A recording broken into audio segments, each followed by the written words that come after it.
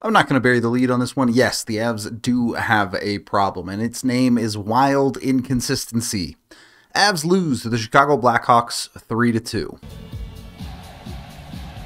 The Avs are not a worse team than the Chicago Blackhawks. Certainly not on the whole. They're going to have significantly more wins than the Chicago Blackhawks will this season, even if you don't believe in the Avs. That's going to be true. But on any given night, the Avs can absolutely lose a game to anyone, and at a certain extent, that is a given to the sport of hockey. That is a given to any competition where the margins are this thin. And honestly, for the first 20-25 games of this season, I didn't really think too much of their inconsistency and losses. I thought it was a fairly normal stretch of hockey for Colorado, but as we're starting to see more and more, they continue to have these consistencies at a point in the season where teams should be, for lack of a better term for it, getting their shit together. And it comes from every single position. Yes, the Avs can have nights where their forwards don't score at all. Yes, the Avs can have nights where their defense doesn't make quality decisions. Yes, the Avs can have nights where their goaltender doesn't make a save, and they continue to happen sporadically throughout the season, sometimes even in games that they win. It's awfully frustrating, especially in a situation like this, where it causes the Avs to lose to the worst team in the NHL. The Colorado Avalanche couldn't score a single 5-on-5 goal against the Chicago Blackhawks, and not just the Chicago Blackhawks, the Blackhawks that was missing half of their defense. The bottom four of Chicago's defense in this game was Isaac Phillips, Wyatt Kaiser, Louis Crevier, and Philip Roos. All four of them combined have less than 100 games of NHL experience. And you're telling me that the Avs could not score a single 5-on-5 goal against that. And did Peter Mrazek play well behind them? Sure. But come on. It certainly wasn't for the lack of chances for the Avs. They just managed to send multiple grade A chances wide, missed the net entirely. Not even force them to make a save. This comes from everybody. Mikko Rantanen, Val Nichushkin, Yoel Kiviranta, others as well.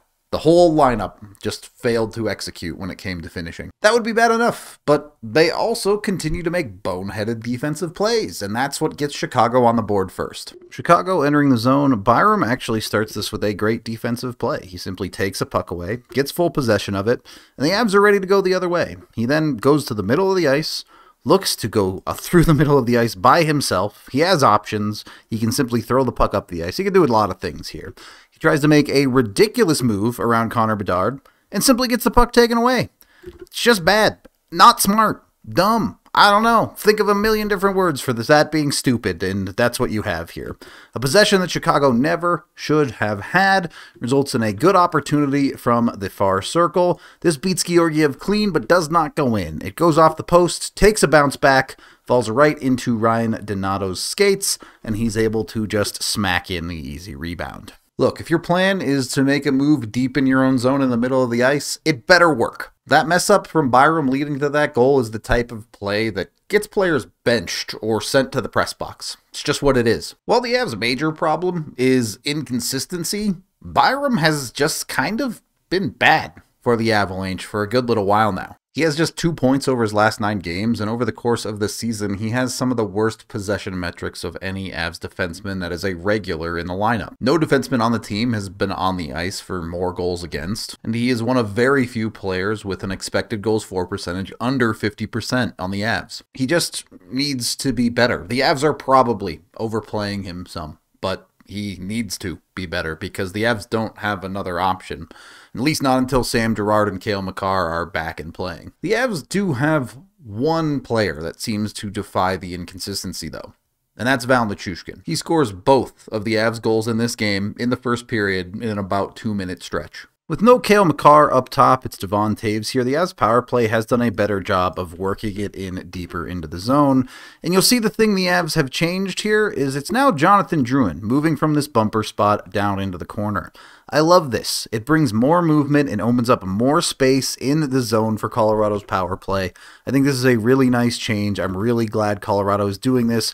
Also because it leaves your best shooter, Mikko Rantanen, in a place that he can score from. It's just good stuff. It's not fancy here. Drouin goes back to McKinnon. McKinnon drops it back to Drouin. You have the Blackhawks moving up and down.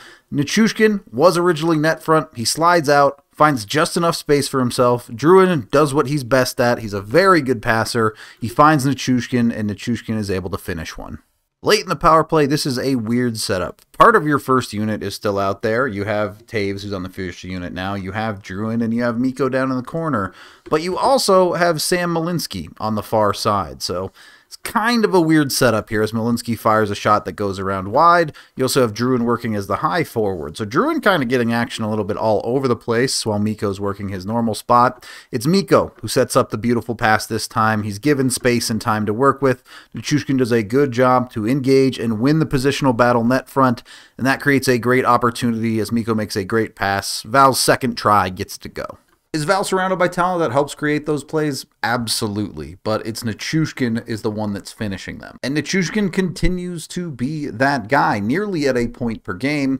He's really only had 2 stretches this season where he hasn't produced, a 3-game stretch and a 4-game stretch. For the most part, he is consistently chipping in points. He's also one of their best possession players. He's not the Avs' best player. That still belongs to the likes of McKinnon, Makar, and Rantanen. But we've seen all 3 of those players get struck by inconsistency at times, and Val just kind of keeps trucking along. It'd be nice if we could get a lot more of that steadiness from a lot more of the Avs lineup. This newfound lead for the Avs barely lasts 90 seconds. Chicago on the breakout here. It's very slow. It's very steady. There's nothing crazy here, but they do try a deep pass up into the neutral zone. And as it comes through, I'm very confused because this is Jack Johnson. He usually plays the right side D. He's come all the way across to defend here. Devon Taves has the guy that the puck is going to. So Jack Johnson has crossed the ice to defend essentially nothing. And you'll see why that's a problem, because as things turn around, Jack Johnson is now not involved in this play at all. Taves unfortunately steps up to defend his man as the puck slips by, and he gets beat up the ice by a Connor Bedard. If there's one guy you'd like to keep in front of you, it's probably Connor Bedard, but Jack Johnson being entirely out of this play leaves Jonathan Drouin as the only man back. Look, I'm a big Jonathan Drouin fan. I love him. I love his play style. He's not great defensively. He moves towards Bedard. He just tries to do something on this play. He forces Bedard to pass the puck away. At least there's that. But you still have a wide open player shooting into a wide open net because of whatever that defense was in the neutral zone. I am not even going to try to figure out what Jack Johnson was thinking on that play. I simply just don't understand. And the Avs are tied 2-2 after the first period. The second period exists. It happened. The Avs don't do very much. Chicago doesn't do a whole lot either. And then you get the third period of this game, a period in which the Avs dominated at 5-on-5. They outshoot Chicago 12-3 in the period, and they lose the period. Do the refs make up some calls? Yeah, absolutely, but that is not an excuse. This is the worst team in the NHL. You're playing as the team at the top of the Central Division, and you let them hang around. You did not put this team away, and you pay the price when you do that. It's as simple as that. Chicago gets on another power play, and the Avs just kind of lose their systems. Chicago with pace through the neutral zone here on this entry. They're able to get the blue line, and they go essentially 4 wide as Bedard pulls up and drops it to the 5th man in. This drop comes through, and you see the Avs double committing to this corner because of the 2 Blackhawks, and it kind of just causes chaos. Both Manson and Taves recognize all of this space high in the zone, and both of them decide to step up.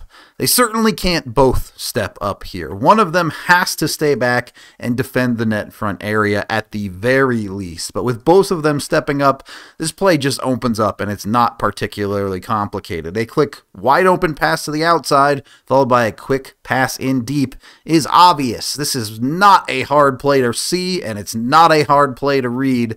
The Avs have both their defensemen covering nothing in the middle of the ice, and that's how you get scored on. That was it. That was all she wrote in this game. The Avs lose this game 3-2. The on-ice dominance does not matter here. Yes, the underlines are good. Yes, that will lead to good things over a longer stretch. No, it does not matter for this game. They didn't do a good enough job, and they lost. They scored 0 goals at 5-on-5. They gave up 3 goals to absolutely mind-bendingly dumb plays. And they have a goalie who makes 19 saves on 22 shots. I'm not even blaming Georgiev for this game. I get there were breakdowns in front of him, but at the end of the night, he finishes with an .864 save percentage. I don't care who it's from. You just need better. You cannot successfully execute for 2 minutes of a hockey game and expect to win. Even if you do play well through significant portions of the rest of the game, you didn't finish where it counted, and you didn't prevent Chicago from getting their opportunities. I believe the Avs have the talent to be a championship team this year. I believe that they have a lot more than just the talent, too. They have the hard work. They have the coach. Are there things that could be improved? Yeah, for sure, on that level. But what they're not doing is playing like a championship team over this stretch. They're not bad. They're still a good hockey team. But championship teams don't have these inconsistencies. The good news is they have 50 games to sort out these inconsistencies and make it look better through the rest of this season and feel better about it once the playoffs finally do roll around. But if the playoffs started tomorrow, I would not feel confident that the Avs were going to make a deep run. And I think the Avs know that. You see it boiling over in some of the players in the locker room interviews like Devon Taves after this game. And they can be better. I think they will be better as this season continues forward, but they have to go out and do it. That is the end of this game video review. Thank you for watching. Head on over to thednvr.com for all of our coverage. I am Rudo, and inconsistency is a hell of a thing.